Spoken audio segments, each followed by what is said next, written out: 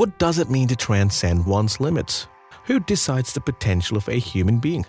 It is his circumstances sometimes, but sometimes his ego can take the front seat of our potential. Blue Lock offers a Nietzschean perspective, positioning egoism as the ultimate force driving human potential.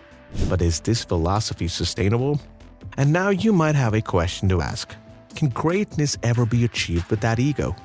Success always comes off from self-love and the urge to prove ourselves to the world.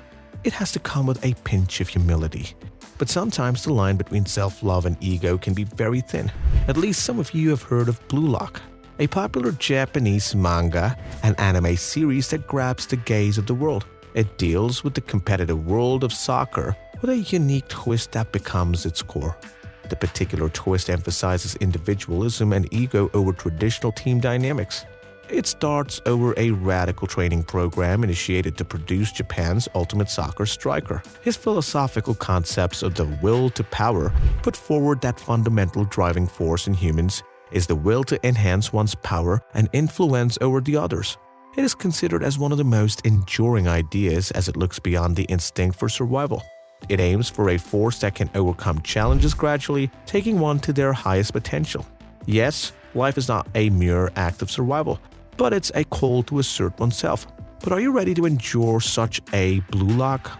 Life is a constant battle where you have to overcome yourself every second. It's a constant struggle amid self-doubt and taunting. But where does that end? Guess what? That is where you achieve greatness. Growth never comes in a bed of roses.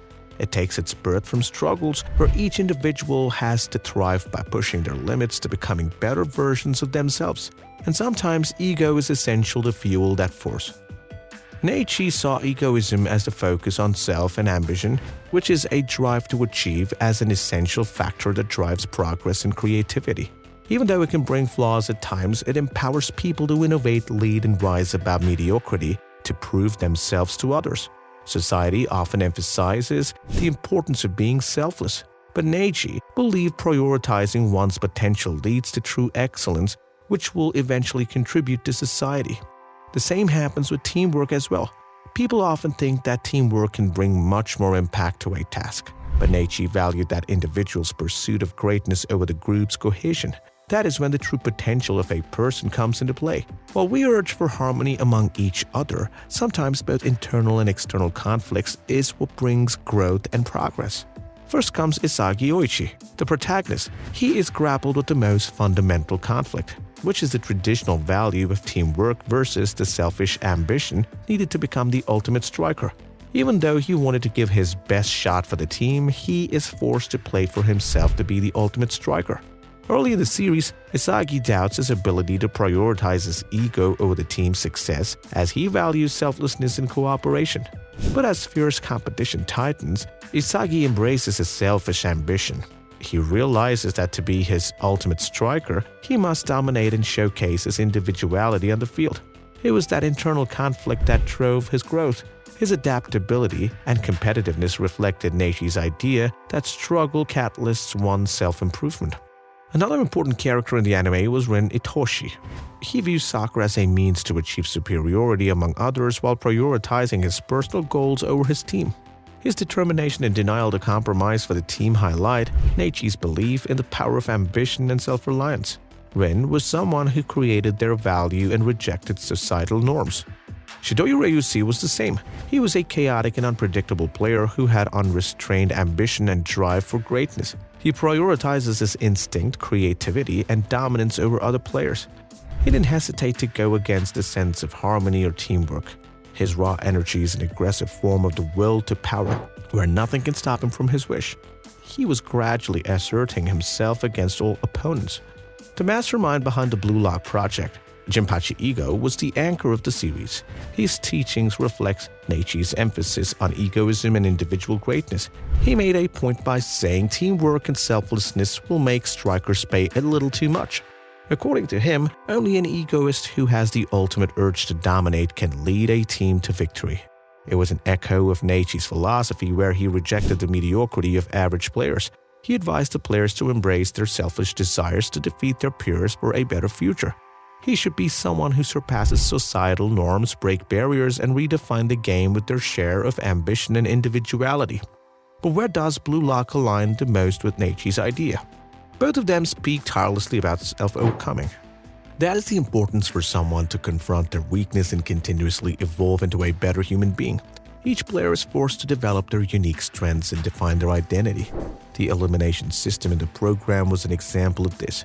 Only those willing to push themselves beyond their limits will survive, and that's where they realize the actual power of the adversity.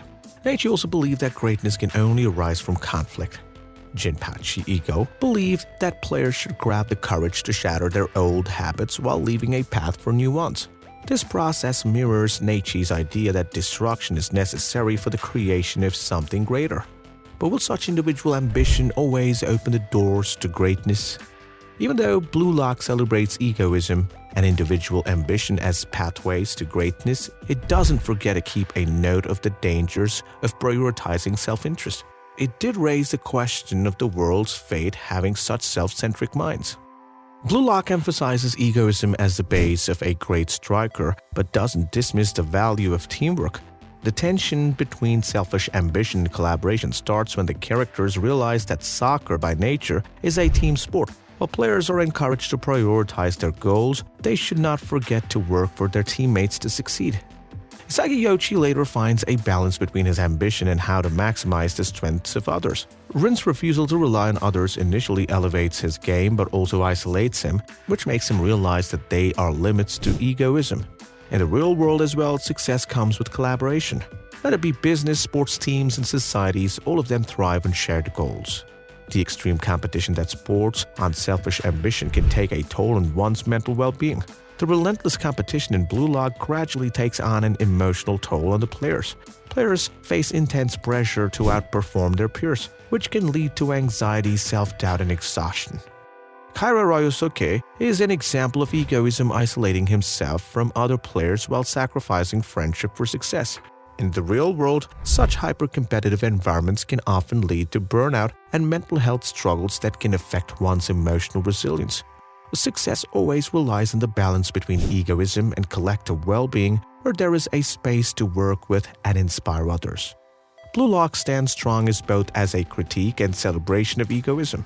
While it glorifies the transformative power of ambition, encouraging individuals to embrace their ego and strive for greatness, it also keeps a chapter on the dangers of unchecked egoism.